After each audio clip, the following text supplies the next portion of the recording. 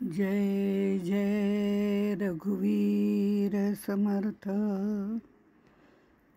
शुका सारिखे पूर्ण वैराग्य ज्याचे, वशिष्ठा परी ज्ञान योगेश्वराचे, कवी वाल्मिका सारिखा मान्य ऐसा, नमस्कार माझा सद्गुरु रामदासा। मन हेची राम जनी मेघश्याम, देही आत्मा राम पाहे डोळा, पाहुनिया डोळा स्वरूपी मुरावे, वाचेसी असावे राम नाम। जय जय रघुवीर समर्थ। श्री समर्थांना नतमस्तक होऊन वंदन करते। तुम्हा सर्व श्रोत्यांना अभिवादन करते आणि आत्मारामाच्या पुढच्या निरूपणाला सुरुवात करते। आपण बघितलं, सद्गुरूंच्या कृपास्पर्शाने शिष्याच्या हृदयातली आत्मज्योत प्रज्वलित झाली, ज्ञानाग्नी प्रज्वलित झाला आणि त्या ज्ञानाग्नीमध्ये बाकी सर्व जळून खाक होऊन गेलं। आता उरलं ते फक्त आत्मज्ञान उरलेलं आहे आणि ते आत्मज्ञान त्याला प्राप्त झालं आहे, ती आत्मप्रचिती त्याने घेतलेली आहे आणि आता तो आपला अनुभव सांगतो आहे। तो सांगताना असं म्हणतो, स्वामी परिसाचा स्पर्श होता, शिष्य परिसची झाला तत्वता, गुरु शिष्यांची ऐक्यता झाली स्वानुभवे श्रीराम। गुज स्वामींच्या हृदयीचे, शिष्यास वर्मतयाचे, प्राप्त झाले योगियांचे निज बीज श्रीराम। इथे शिष्याला सद्गुरु कृपेचा स्पर्श झाला की त्याचं सोनं होतं। गुरुकृपेची महतीच अशी आहे। स्वामी परिसाचा स्पर्श झाला आणि स्वामींनी म्हणजे परिस जसा सुवर्णाचा दगड असल्यासारखा असतो आणि तो दुसऱ्या दगडाला लोखंडाला लावल्यानंतर त्याचाही सुवर्ण होऊन जातं, अर्थात तो परिस होत नाही पण सुवर्ण त्याचं होऊन जातं। तशाच पद्धतीने स्वामी कृपेचा स्पर्श झाल्याबरोबर, त्यांचा कृपा प्रसाद मिळाल्याबरोबर सत्शिष्यसुद्धा सद्गुरुस्थानीच झाला, सद्गुरू रूपच झाला। सद्गुरूंचे सर्व कृपा त्याला अवगत झाली आणि जसं एकाच भगवंतानी दोन रूपं घ्यावी, नर आणि नारायण किंवा गुरु आणि शिष्य, याप्रमाणे एकाच भगवंतानी घेतलेली त्याची जी दोन रूपं आहेत, गुरु आणि शिष्य, ही एकरूपच होऊन गेली। तो शिष्य सद्गुरुपदी आरूढ झाला। अशा तऱ्हेने होत असतं। ही गुरुकृपेची महती अशी वेगळीच आहे। आपणासारखे करीती तात्काळ, पण त्यासाठी ती कृपा असावी लागते, सद्गुरूंची कृपा असावी लागते, जी कालिदासासारख्या अज्ञानी, खरं तर त्याला मूर्ख शिरोमणीसुद्धा म्हटलेलं आहे, कालिदासासारख्या अज्ञानी केवळ भक्तीसाठी जो सर्व करतो त्याच्यावरती ती कृपा करते। कालिदास पहिल्यांदा गुरं बळण्याचं काम करत असे। गुरं बळण्याचं म्हणजे आपलं दिवसभर निसर्गाच्या सान्निध्यात राहायचं, गुरं जी आहेत त्यांना चरायला न्यायचं, त्यांच्याबरोबर राहायचं, कांदा भाकरी खायची, घरी यायचं, असं साधं सोपं सुटसुटीत त्याचं रुटीन होतं। पण एकदा काहीतरी चमत्कार घडला। त्या राज्यामधल्या राजकन्येने असं सांगितलं होतं की असा पण लावला होता की माझ्याशी वादविवादात जो जिंकेल त्याच्याशी मी विवाह करीन, अन्यथा त्या व्यक्तीला हरल्यानंतर मृत्यूदंडाची शिक्षा होईल. हे थोडंसं अभिमान धरल्यासारखं होतं. अहंकाराचंही स्वरूप असेल कदाचित त्या राजकन्येचं, पण मृत्यूदंडाची शिक्षा तिने ठोठावलेली होती. त्यामुळे अनेक विद्वान तरुण मुलं जी पुढे आपलं सर्व विद्वत्ता, शास्त्राभ्यास लोकांपर्यंत पोहोचवणार होती, अशा अनेक विद्वान तरुणांचा मृत्यू झाला केवळ तिच्याशी वादविवादात हरल्यामुळे. तिच्याशी वादविवादात हरल्यानंतर मृत्यूदंड आहे, पण तिच्याशी जिंकल्यावर विवाहही होणार आहे. त्यामुळे अनेक जणांनी तो प्रयत्न केला. आणि ज्या वेळेला अनेक विद्वान मृत्युमुखी पडू लागले, तेव्हा काही ज्येष्ठ लोकांनी विचार केला. थोडं त्याच्यावर विचार विनिमय करून यातून काही मार्ग काढता येईल का ते ठरवलं. आणि असंच एका जंगलामध्ये त्यांना हा कालिदास भेटला, जो गुरबळाला चालला होता. त्या 4 वृद्ध तपस्वी आणि शास्त्रपंडित असणाऱ्या विद्वानांनी त्या गुरवळणाऱ्या मुलाला म्हटलं, आम्ही तुला छान पोशाख वगैरे देतो, छान तुला नटवतो, सजवतो, तू एखादा विद्वान आहेस असं आपण ठरवूया. आणि तू विद्वान आहेस आणि आम्ही तुझे सर्व शिष्य आहोत, आणि तुझी सगळी उत्तरं आधी आम्ही देऊ, आणि मग तुझा राजकन्येशी आम्ही विवाह लावून देऊ. आम्ही 3-4 जण आहोत, त्यामुळे हरणार नक्की नाही. आम्ही निश्चितपणे तिच्याशी तुझा विवाह लावून देऊ, की जेणेकरून तिचाही गर्वहरण झालं पाहिजे, अहंकाराचं निर्मूलन झालं पाहिजे. तसं म्हणतात त्या क्षणी कालिदासाला काहीच समजलं नाही. पण तो म्हणला, एका राजकन्येशी विवाह होणार असेल तर काय हरकत आहे, म्हणून तोही तयार झाला असावा, किंवा ती तशी कृपा होण्याचा योग आला असावा. दोन्ही गोष्टी आहेत. नंतर मग कालिदास तिथे त्याला सगळं तयार करून विद्वान पंडिताचा पोशाख घालून वगैरे त्याला नेतात, आणि हे 4 जण त्याच्याबरोबर जातात. आणि राजकन्येला म्हणतात, हे आमचे सद्गुरू आहेत, वयाने लहान आहेत, पण तरी आमचे सद्गुरूंसारखे आहेत. त्यांच्याकडनं आम्ही पांडित्य शिकलेलो आहोत. विद्वान चर्चा जी आहे, विद्वत्ता पूर्ण पांडित्यपूर्ण चर्चा कशी करायची हे त्याच्याकडनं शिकलेलो आहोत. त्यावेळेला कालिदासाला सांगितलं होतं, तू मात्र एकही शब्द बोलायचा नाही, कारण त्याची भाषा तेवढी शुद्ध नव्हती. तो गुरं पाळणारा होता, त्याची भाषा शुद्ध नव्हती, त्यामुळे तू काहीच बोलू नको. आम्ही फक्त हो की नाही म्हटल्यावर तू मान हलव, बस एवढंच. आणि तशा पद्धतीने ते तिथे गेले आणि राजकन्येला सांगितलं की यांच्याऐवजी आम्हीच, ते सध्या मौनामध्ये आहेत, त्यामुळे यांच्याऐवजी आम्हीच तुला उत्तरं देतो.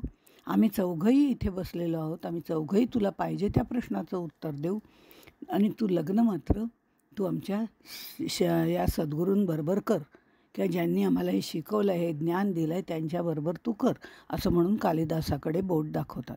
कालिदास दिसायला सुंदर, निर्मळ मनाचा, स्वच्छ आणि असा असल्यामुळे तिलाही ते पटतं. या 4 वृद्ध लोकांबरोबर आपल्याला लग्न करायचं नाही, आपल्याला त्याच्याशी लग्न करायचं आहे, आणि हे उत्तरं देणार आहेत. असा सर्व घटना घडत गेल्या, आणि तिच्या सगळ्या प्रश्नांची उत्तरं त्या वेळेला दिली गेली. आणि ती दिली गेल्यानंतर साहजिकच कालिदासाचं तिच्याबरोबर लग्न लावायचं ठरलं. खूप छान लग्न झालं राजघराण्यातल्या लग्नाप्रमाणे. आणि नंतर ज्या वेळेला तो तिच्या महालामध्ये प्रवेश करता झाला, तेव्हा त्याला काहीतरी प्रेमाने संदेश दिला, बोलली त्याच्याशी, आणि त्यावेळेला कालिदासाने सुद्धा बोलायला सुरुवात केली. आता लग्न झालं आहे, सगळं झालं, आता बोलायला हरकत नाही, अशा ह्याने त्यांनी बोलायला सुरुवात केली. पण त्याचे सुरुवातीचेच काही शब्द ऐकताच तिच्या लक्षात आलं की हा काही विद्वान नव्हे. तिने खरं काय ते विचारलं. त्यावेळेला तो म्हणला, मी खरं म्हणजे मेंढपाळ म्हणा किंवा गुरं चारणारा गुराखी म्हणा असा आहे, मी काही कोणी विद्वान वगैरे नाही आहे, पण मला असं असं सगळं केल्यामुळे मी आता ह्याच्यासाठी तयार झालो आहे, आणि माझं तुझ्याबरोबर लग्न झालं आहे, मी याच्यापुढे शिकेन ना तुझ्याकडनं, असंही त्यांनी सांगितलं. पण त्यावेळेला तिने जो प्रश्न विचारला होता त्याला म्हणली ते असं होतं, अस्ति कश्चित वाग्विशेषः, ही कुठली तुझी भाषा गावंढळ वगैरे अशा पद्धतीने. अस्ति कश्चित वाक्विशेषः. आणि हा त्याचा जो त्यावेळेला अपमान झाला, त्यावेळेला त्याला तर खूप वाईट वाटलं की, आणि तीही त्याच्यापासून दूर झाली. वनामध्ये गेला. पुन्हा पहिल्यासारखा तिथे गेल्यावर कालीमातेची त्यांनी भक्ती केली. ही भक्ती एवढी मनापासून केली की ती कालीमाता त्याला प्रसन्न झाली आणि तीच कालीमाता त्याला कृपादायी ठरली.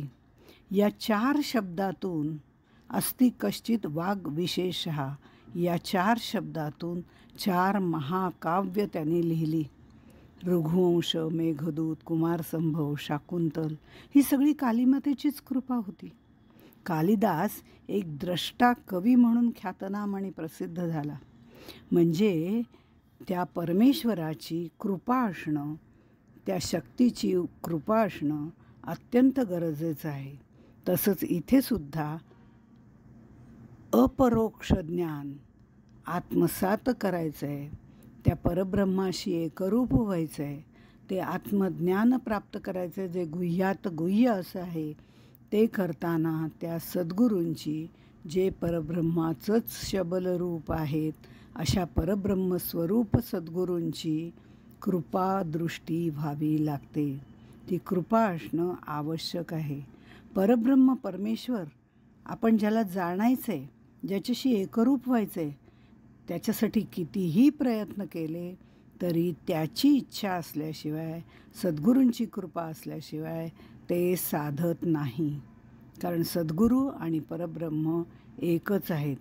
परब्रह्मच सद्गुरू रूप घेऊन आपल्यासाठी शबलत्व धारण करून आलेले आहेत आणि त्यामुळे त्यांची कृपादृष्टी मला लाभली म्हणून मला हे ज्ञान झालं, अशीही अनुभूती त्यांचा शिष्य त्यांना सांगतो. आत्मानुभूतीच्या या प्रवासामध्ये शिष्य अनेक प्रकारचे अनुभव घेतो. अनुभवाची सूक्ष्मता, व्यापकता जशी वाढत जाते तसतशी शिष्य आणि सद्गुरू हे एकमेकांशी एकरूप व्हायला सुरुवात होते. त्यामुळे त्यांच्या अनुभवात सुद्धा साधर्म्य येतं. जो गुरूंना आत्मानुभव आलेला असतो तोच शिष्यालाही येऊ लागतो. योगी लोकांना जो अनुभव येतो ते ज्या आत्मस्वरूपाचं चिंतन करत असतात त्याचं मूळ स्वरूप सत्शिष्याला कळतं. योग्यांसाठीही दुर्लभ गहन, अत्यंत गुह्यात गुह्य अशा कैवल्यपदाला आता शिष्य पोचलेला आहे. हा सत्शिष्य सद्गुरुपदी पोचलेला आहे. बहुनाम जन्मनामंते ज्ञानवान माम प्रपद्यन्ते असं गीता सांगते. त्याप्रमाणे अनेक जन्मानंतर स्वस्वरूपाची भेट झाली, प्राप्ताची प्राप्ती झाली. जे आपल्या आतच होतं त्याचं ज्ञान झालं. ज्याला मी बाहेर शोधत होतो पण माझ्या आतच स्थिर आहे त्याचं ज्ञान झालं. शिष्य जेव्हा अनन्य होतो तेव्हा सद्गुरू त्याला आपलं सर्व सामर्थ्य देतात. म्हणजे तुकारामांच्या शब्दात सांगायचं तर आपणासारखे करीती तात्काळ, नाही काळ वेळ तया लागी. आपल्या सर्व शक्ती त्याला देऊन टाकतात आणि शिष्यालाही सर्व सद्गुरुत्व मिळतं. दासगणू महाराज सुद्धा म्हणतात, गुरु गुरुपणा दे शिष्याला, गुरु गुरुपणा दे शिष्याला, अनन्य झाल्यावरती दासगुण म्हणे भेद नुरे, ज्योतिष मिळाल्या ज्योती. आता एक ज्योतीने दुसरी ज्योती लावली, सर्व ज्योती एकत्र केल्या तर कुठली ज्योत आधी आणि कुठली नंतर हेच समजत नाही. त्याप्रमाणे इथे सद्गुरू आणि सत्शिष्य एकरूपच होऊन जातात. आधी कोण शिष्य होता, आता कोण गुरु झाला हेच कळत नाही. खरं म्हणजे गुरु आणि शिष्य, शिष्याला पुन्हा गुरुत्व, गुरुला पुन्हा शिष्य, त्या शिष्याचं पुन्हा गुरुत्व, अशा पद्धतीने ही गुरुशिष्य परंपरा सातत्याने चालू असते. त्यामुळे गुरु आहे तोच आधी शिष्य असतो, शिष्य असतो तोच पुढे गुरु होतो. अशा पद्धतीने हा प्रवास चालू राहतो. हा एकाकडून दुसऱ्याकडे हा ज्ञानाचा ओघ दिला जातो आणि तो पुढपर्यंत पसरवला जातो, पुढपर्यंत पुढे दिला जातो. असं ह्या सगळ्या गोष्टी याच्यामध्ये येतात.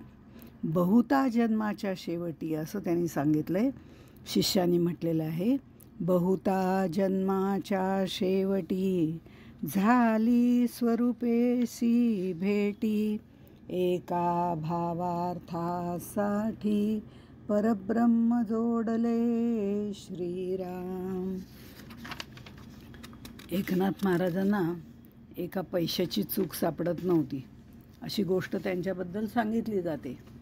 त्यावेळी ती चूक शोधण्यात ते एवढे मग्न झाले की त्यांना काय वाजले किती वाजले काहीही कळलं नाही आणि ते त्याच्यामध्येच मग्न होते. आणि त्या ह्याच्यात मग्न असताना ती एक पैशाची चूक त्यांना सापडली आणि त्यांनी मोठमोठ्यांनी आनंदाने टाळ्या वाजवायला सुरुवात केली. तेव्हा जनार्दन स्वामी म्हणजे त्यांचे सद्गुरू त्यांना म्हणाले, अरे टाळ्या कशाला वाजवल्यास? तेव्हा एकनाथ महाराजांनी त्यांना मिळालेली चूक दाखवली की मला चूक सापडली, एवढा आनंद झाला. तेव्हा पंत म्हणाले म्हणजे जनार्दन स्वामी म्हणाले, अरे एका पैशाची चूक सापडल्यावर तुला एवढा आनंद झाला? जन्मोजन्मी झालेल्या अनेक चुकांमुळे आपण परमेश्वरापासून दुरावलोय. त्या परमेश्वराचं तत्त्व जर आपल्याला सापडलं, गुह्यात गुह्य असं ज्ञान झालं तर काय आनंद होईल नाही का? असं म्हणता क्षणी नाथांनी त्यांचे पाय धरले आणि म्हणाले, अहो खरं तर मी याच्यासाठीच आलो आहे. म्हणजे एका भावार्थासाठी परब्रह्म जोडले. पण कधी बहुता जन्माच्या शेवटी अनेक जन्मांची ह्या चुका मी निस्तरतोय आणि त्या चुकांची दुरुस्ती करून सद्गुरू कृपा आता झाली. आता मात्र त्यांचे पाय धरलेच पाहिजेत. धरावे ते पाय आधी असं म्हटलं जातं. ते पाय धरले पाहिजेत आणि ते धरल्यानंतर मग ही दुर्मिळ अशी जी गोष्ट आहे, जी खरं म्हणजे सगळ्यात फुकट आहे, सहज प्राप्त होणारी आहे, पण तीच दुर्मिळ झाली आहे. ती दुर्मिळ झाली ती माणसाच्या ममत्वानी, माणसाच्या मीपणानी, माणसाला झालेल्या भ्रमानी. आता हे सगळं दूर करायला सद्गुरूंचेच मी पाय धरले आणि त्यांनी माझ्यावरती कृपा केली. शिष्याचे आत्तापर्यंत अनेक जन्म झाले, पण जन्म मृत्यूचं कारण त्याला कळलं नव्हतं. आता सद्गुरू कृपेने तेही त्याला कळलं. नुसतं कळलं असं नाही, सद्गुरूंनी सांगितल्याप्रमाणे त्यांनी आचरणही केलं. त्यामुळे या जन्मात सद्गुरू कृपा झाली आणि त्याला आत्मदर्शन झालं. घरदार मीपणा सर्व नाशिवंत गोष्टींचा त्याग मनापासून केला. गुरुनिष्ठा, साधननिष्ठा, त्यागनिष्ठा हे सगळं एकाच भावार्थासाठी म्हणजे एकाच उद्देशासाठी कारणी लावलं होतं. ते म्हणजे परब्रह्म प्राप्ती. हा उद्देश होता. श्रीगुरु तर खरं ज्ञानरूपच आहेत. आता शिष्यही ज्ञानरूप होतो, विश्वाकार होतो. दोघेही गुरुत्व आणि शिष्यत्व या उपाधीपासून मुक्त होऊन एकरूपच होऊन जातात. हा अवचित क्षण नसतो. हा गुरुकृपेबरोबर शिष्यांची अनंत जन्मीची तपश्चर्या, अनंत जन्मीची पुण्यप्राप्ती किंवा या सगळ्या गोष्टी तिथे घडलेल्या असतात, तेव्हाच हा क्षण येतो. हा असा सहजासहजी एकदम येत नसतो. एकदम येतो, पण त्याला ही सर्व पूर्वपीठिका लागते, ही तपश्चर्या लागते अनंत जन्माची. तेव्हाच ये हृदयीचे ते हृदयी होऊ शकते. बहुता जन्माच्या शेवटी झाली स्वरूपेसी भेटी या ओवीवरनं मनाचा श्लोक एक आठवतो. तो म्हणजे कदा ओळखी माझी दूजे दिसेना, मनी मानसी द्वैत काही वसेना, बहुता दिसा आपुली भेटी झाली, विदेहीपणे सर्व काया निवाली. दुसरं काहीच दिसेनासं झालं आहे. रंग रूप नाम काहीच दिसेनासं झालं आहे. आता द्वैत काही नाहीच आहे. सगळ्या चराचरामध्ये तेच तत्त्व भरलेलं आहे आणि ते तत्त्व म्हणजेच मी आहे. हे जे सद्गुरूंनी सांगितलं होतं त्याची प्रत्यक्ष अनुभूती मी घेतो आहे. आता मी दुसरं कोणी नाही, मी स्वतः परब्रह्मच झालेलो आहे. आणि म्हणून बहुता दिसा आपुली भेटी झाली. खरं म्हणजे जे माझ्या आतमध्ये आहे, जे मला प्राप्तच होतं, त्या प्राप्ताची मला प्राप्ती झाली आहे. माझी आणि त्याची भेट झाली. जे माझं मूळ स्वरूप आहे, ज्याच्यावर आवरण पडलं होतं अविद्येचं, ते सगळं सोडून गेलं. ते आवरण काढून टाकलं. आता माझीच माझ्याशी भेट झाली. पहावे आपणासी आपण या नाव ज्ञान.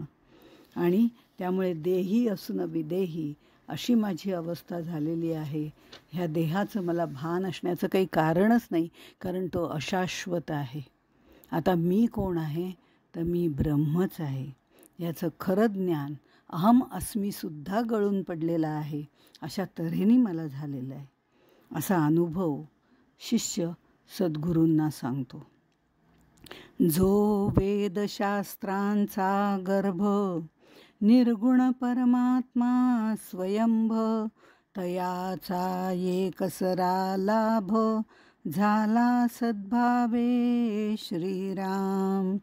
जे ब्रह्मादिकांचे माहेर अनंत सुखाचे भांडार, जेणे हा दुर्गम संसार सुखरूप होये श्रीराम. परमात्म स्वरूप हे वेदांचं सारभूत तत्व आहे. वेदशास्त्रांचा गर्भ सारभूत तत्व आहे. गुणातीत इंद्रियातीत आहे, कारण तो स्वतः परिपूर्ण आहे. पूर्णात पूर्णमिदम आहे. त्याला इंद्रियांची गरज नाही. आम्ही पूर्ण नाही, आम्ही अपूर्ण आहोत. आम्हाला विषय मिळवण्यासाठी इंद्रियांची गरज असते. तो स्वयंसिद्धच आहे, परिपूर्ण आहे, स्वयंप्रकाशी आहे. हे तत्व सर्वांच्या अंतर्यामी आहेच. त्याचं ज्ञान झालं की तो भाव, सतचा भाव, सद्भाव टिकण्यासाठी प्रयत्न करावे लागतात. मानवी जीवनामध्ये भाव, अभाव आणि सद्भाव हे 3 भाव असतात. सुखभाव वाढला की ऐहिक सुखाचा लाभ होतो. अभाव वाढला की दुःखाचा भाव येतो. आणि सद्भाव वाढला की परमात्म स्वरूपाची प्राप्ती होते. असं हे तत्व परब्रह्म परमात्मा, अंतरात्मा, ब्रह्मा विष्णू महेश यांचाही आधार आहे. त्यांचंही माहेरच आहे, जे ब्रह्मादिकांचे माहेर असं म्हटलेलं आहे. म्हणजे उत्पत्ती स्थिती प्रलय करणाऱ्या या शक्तींना शक्ती पुरवणारा तो आहे. त्याला प्राप्त केलं म्हणजे आपल्यालाही सर्व शक्ती प्राप्त होतील आणि आपणही आनंद स्वरूप होऊन जाऊ. हा जो मार्ग सद्गुरूंनी सांगितलेला होता, तो आता मार्गक्रमण मी केला. आणि या संसार सागर जो दुर्गम आहे असं म्हटलं जातं, तोही मला आता सुखरूपच वाटायला लागला, कारण तो नष्ट होणार नाही आहे. संसार संसरती इति संसारः, तो चालूच राहणार आहे. आजूबाजूला सगळं दृश्य विश्व असणारच आहे. पण तरीही माझा त्याच्याकडे बघण्याचा दृष्टिकोन बदलणार आहे. त्याची नश्वरता मी लक्षात घेतलेली आहे आणि आत्मारामाची शाश्वतता मला समजलेली आहे.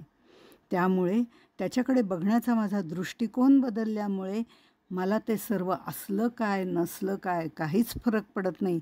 ते दृश्य, नाम, रूप, विश्व, ब्रह्मांड, संसार सगळं असलं काय आणि नसलं काय, मी त्याच्याकडे बघण्याचा दृष्टिकोन बदलल्यामुळे मी कायम सुखरूपच असतो. ज्याला हे ज्ञान झालं तो या बंधनातून मोकळा झाला. आणि तो या बंधनातून मोकळा झाला म्हणजेच त्याला याची देही याची डोळा आपलं मुक्ती प्राप्त झालेली आहे. समर्थ दासबोधामध्ये म्हणतात, साक्षत्व वृत्तीचे कारण उन्मनी ते निवृत्ती जाणं. 7व्या दशकामध्ये. आता साक्षी भावाने पाहणं ही सुद्धा वृत्तीच आहे. आता या सगळ्याकडे मी साक्षी भावाने पाहतो ही वृत्ती आहे ना. मग हे साक्षत्व सुद्धा मावळून जातं. ती पाहण्याची, साक्षी भावाने पाहण्याची वृत्ती म्हणजे तटस्थता ज्याला म्हटलं जातं, ती तटस्थता सुद्धा मावळून जाते. ती वृत्तीसुद्धा विलीन होऊन जाते. वृत्ती निर्वृत्ती होते. वृत्ती राहतच नाही. तेव्हा ती उन्मनी अवस्था असते. म्हणजे तिथे भगवंताशी विभक्त न राहता भक्त होणं जे म्हटलं जातं ते त्या अवस्थेला म्हटलं जातं. त्यासाठी आधी भक्ती करावी लागते आणि मग आपण आपल्याला भक्त समजून घ्यायचं, त्याप्रमाणे आचरण करायचं आहे आणि मग त्याच्याशी विभक्त न राहता भक्त होणं गरजेचं आहे. आणि उन्मनी अवस्थेच्या प्रांतामध्ये इथे वृत्ती पूर्णपणे निवृत्त झालेल्या असतात. त्यावेळेला त्याच्याशी एकरूप झालं की ते तुझे स्वरूप, हा खरा मोक्ष आहे. मोक्ष म्हणजे सुटका, आणि सुटका नेहमी बंधनातून हवी असते. आम्ही म्हणजे जीवानी इथे मनानेच बंधन निर्माण केलेलं आहे आणि आमची आम्हालाच सुटका करून घ्यायची आहे. सत्शिष्याला हे ज्ञान प्राप्त झालं आहे की हे दुसरं कोणी करणार नाही, हे माझं मलाच करायला पाहिजे. माझ्या वृत्ती पूर्णपणे निवृत्ती झाल्या पाहिजेत, निवृत्त झाल्या पाहिजेत, शांत झाल्या पाहिजेत. ही तुर्या अवस्था जी साक्षी अवस्था आहे ती साक्षत्वसुद्धा गळून पडलं पाहिजे, ते सुद्धा वृत्तीमध्ये येतं, ते विलीन झालं पाहिजे. तो अनुभव त्यांनी घेतला आणि तो अनुभव आता तो आपल्याला सांगतोय. आणि त्या प्रकारे त्यांनी स्वानुभव सांगितला आणि त्यावेळेला त्यांनी म्हटलं आहे की असं जी उन्मनी अवस्था प्राप्त होते त्याचं सर्व बंधनं तुटून जातात. ऐसे जयास ज्ञान झाले, तयाचे बंधन सुटले. ये रान सोनीच जडले, सदृढ अविवेके श्रीराम. संदेह हेची बंधन, निशेष तुटला तेची ज्ञान. निस्संदेही समाधान, होय आपैसे श्रीराम. ज्ञान म्हणजे काय याची व्याख्या समर्थांनी दासबोधामध्ये केलेली आहे. ऐक ज्ञानाचे लक्षण, ज्ञान म्हणजे आत्मज्ञान. पहावे आपणासी आपण, या नाव ज्ञान श्रीराम. आपण आपल्या स्वरूपाला तत्वतः जाणणं म्हणजे ज्ञान, आत्मज्ञान. खरा मी कोण? मी म्हणजे देहधारी, देहबुद्धीने लपेटलेला तो मी नसून माझ्यातलं जे आत्मतत्व आहे ते म्हणजे मी आहे. असं ज्याला ज्ञान होतं तो या सर्व बंधनातून सुटतो.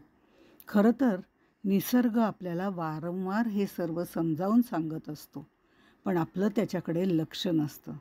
नद्या वाहताना निरपेक्ष वृत्तीने वाहतात, आजूबाजूचा परिसर सुपीक करतात, कुणालाही सांगायला जात नाहीत मी केलं आहे, मी केलं आहे. आम्हाला फार सांगायची हौस असते. कोण काय करतोय, प्रशंसा करतोय का, हा विचार न करता केवळ उद्देश काय तर आपल्याला आजूबाजूचा परिसर सुपीक करायचा आहे, हा विचार मनात ठेवून त्या वाहतात. जीवांना जीवन देतात, सूर्यप्रकाश देतो, झाडे सावली देतात. त्यांचा सगळ्यांकडे बघण्याचा दृष्टिकोन सारखाच असतो. समशत्रूच मित्रौच. मग शत्रू असो किंवा मित्र असो, झाड त्याला सावलीच देणार. ते उच्च नीच भेदभाव करत नाही. पानं सुकली की ती सहज गळून पडतात हो. आपलंही मरण आज ना उद्या आहे. हा मृत्यू देहाला आहे, आत्म्याला नाही. हे शरीर वस्त्र बदलायचं आहे, हे सगळं आम्ही शिकलो आहे. पण मरताना आम्हाला सहजपणे जाता येत नाही. कुठेतरी आमच्या वासना गुंतून पडतात. या अशाश्वत शरीराचा त्याग आणि शाश्वत आत्म्याचं ज्ञान करून घ्यायचं आहे. ज्यांनी हे ज्ञान प्राप्त केलं आहे, वासांसी जीर्णानी यथा विहाय, याप्रमाणे तो सहजपणे आपलं शरीर बदलायला सहजपणे तयार झालेला आहे. त्याला कसलंच बंधन नसतं. तो कुठलं बंधन घेतही नाही आणि ते कधीच नसतं. येरा नसोनीच जडले, न असोनी म्हणजे जे बंधन खरं म्हणजे नाही. आत्मा नित्य मुक्त आहे, जन्मापासून मुक्त आहे. जन्म आहे तो, पण आमच्या शरीरात येऊन राहतो तेव्हा आम्ही म्हणतो जन्म झाला. तो सुद्धा आत्मा अजन्माच आहे, त्याला कसलंच बंधन नाही आहे. पण मी म्हणजे देह ही भावना बळावली, आमच्या देहबुद्धीनी अहंकाराने आम्ही त्या आत्म्याला बांधून ठेवतो. अविवेकाने त्याचं घट्ट बंधन करतो. मनाची अस्थिरता हेही आमचं बंधनच आहे. संदेह हेही बंधनच आहे. त्यामुळे हे सगळ्या गोष्टींचं बंधन आम्हीच बांधलेलं आहे, आम्हालाच सोडवायचं आहे, हे निश्चित आहे.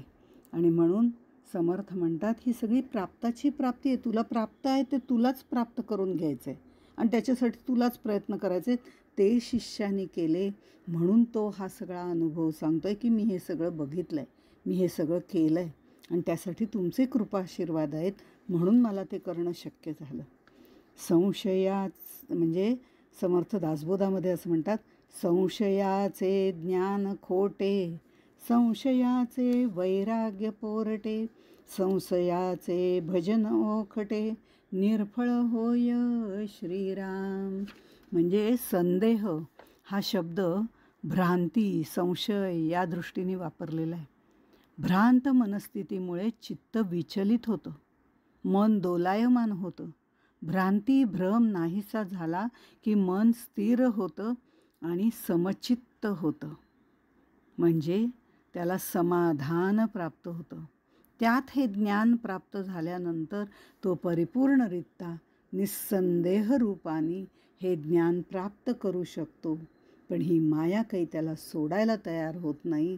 तशी मलाही मायेने सोडायला कधीच तयारी दाखवली नाही, पण या मायेतून कसं सुटायचं हे तुम्ही सांगितलं आणि ते मला जमलं म्हणून हे सर्व शक्य झालं.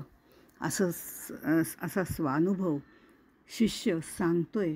अजूनही पुढे तो सांगणार आहे की तो मायेत कसा गुरफटला होता आणि त्याच्यानंतर तो त्यातनं कसा सुटला ते आपण उद्या पाहू. तोपर्यंत इथेच थांबू. जय जय रघुवीर समर्थ.